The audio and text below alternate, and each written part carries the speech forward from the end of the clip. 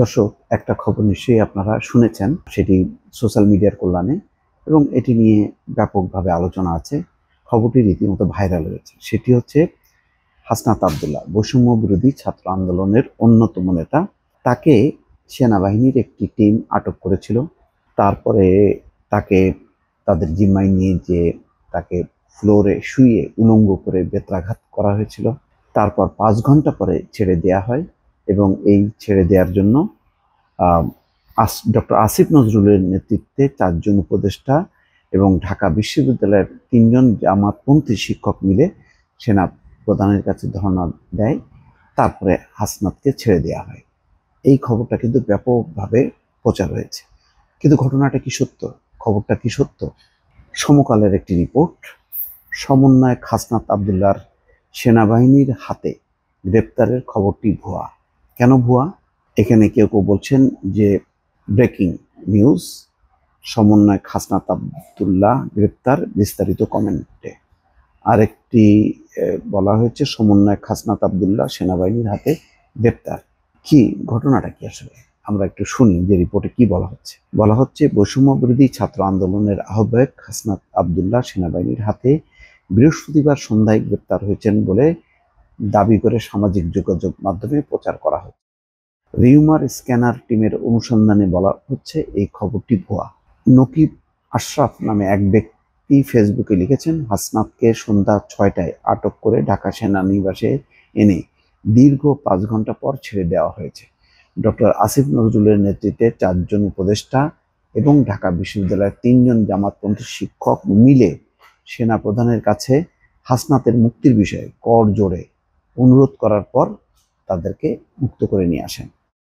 নকিব দাবি করেন, ছেড়ে দেওয়ার আগে হাসনাতকে উলঙ্গ করে 2 ঘন্টা উপুড় করে ফ্লোরে শুয়ে রেখে বেত্রাঘাত করা হয়। রিউমার স্ক্যানারের বক্তব্য। কি বলছে রিউমার স্ক্যানার?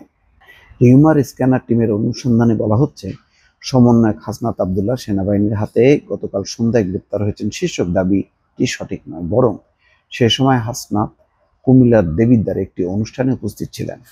এছাড়া সকাল থেকে কুমিল্লাতেই অবস্থান করছিলেন তিনি। এ বিষয়ে অনুসন্ধানে দেখা যায়, ফেসবুকের উক্ত দাবির কতিপয় পোস্টে একটি ব্লগ পোস্টের লিঙ্ক সূত্র হিসেবে দেওয়া হয়েছে। রিউমার স্ক্যানারের বিশ্লেষণে একটি কোড নম্বর দেওয়া আছে। এই নামের ব্লগ স্পটের বিনামূল্যের ডোমেইনের একটি সাইটটি একটি ভুইফোর সাইট বলে প্রতীয়মান হয়। সাইটে হাসনাতের গ্রেপ্তারের কথিত দাবির বিষয়ে একটি সংবাদ প্রকাশ করা হয়েছে গতকাল বৃহস্পতিবার।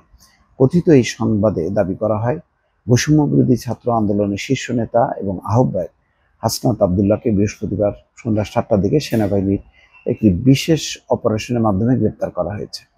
রাজধানীর মোহাম্মদপুরে একটি ব্যক্তিগত বাসায় বৈঠকের সময় তাকে আটক করা হয়।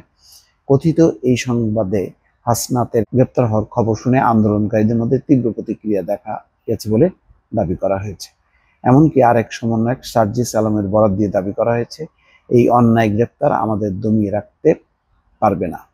আমরা হাসনাতের মুক্তির দাবিতে বৃহত্তর আন্দোলনের ডাক দেব।